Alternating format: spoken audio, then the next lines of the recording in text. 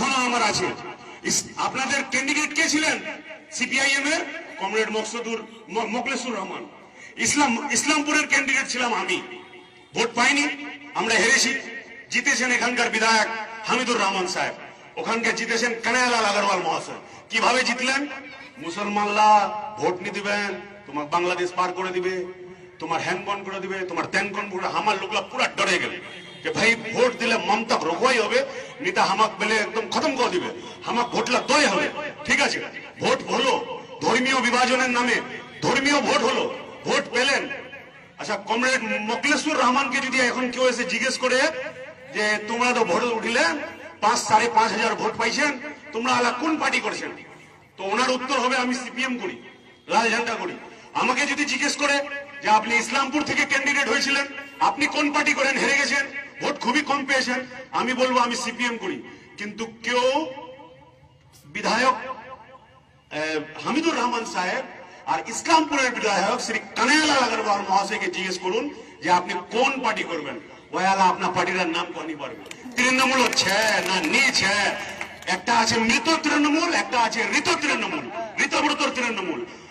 কেমন কতখান বেঈমান এরা, যেই মমতার নামটা। আচ্ছা, মমতা আমার তেনে বহুত খারাপ করিয়ে মমতার সাথে রাজনৈতিক লড়াই ছে, ওরা অলগ বাত।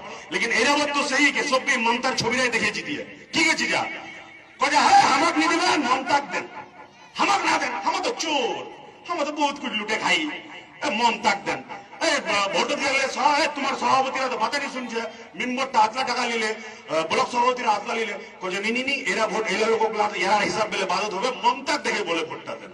মমতায় হামিদুল নি লড়ে বলে মমতাই লড়ছে, কেনিয়ান লড়েনি, মমতাই লড়লো। আচ্ছা ঠিক আছে, মমতার নাম দিয়ে ওনার ছবি ব্যবহার করে আপনারা জিতলেন।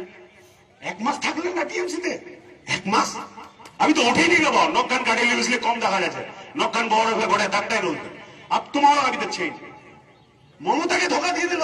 আর আপনার মনে হয় যে যাই নেত্রীকে দেখিয়ে, ওদের নেত্রী আমাদের না, যে নেত্রীকে দেখিয়ে এরা ভোটে জিতলো, ভোটের 1 মাস গেল না, ঋতব্রত ব্যানার্জি ওই লুচ্চাটা ওটাকে সিপিএম পার্টি করতো আগে।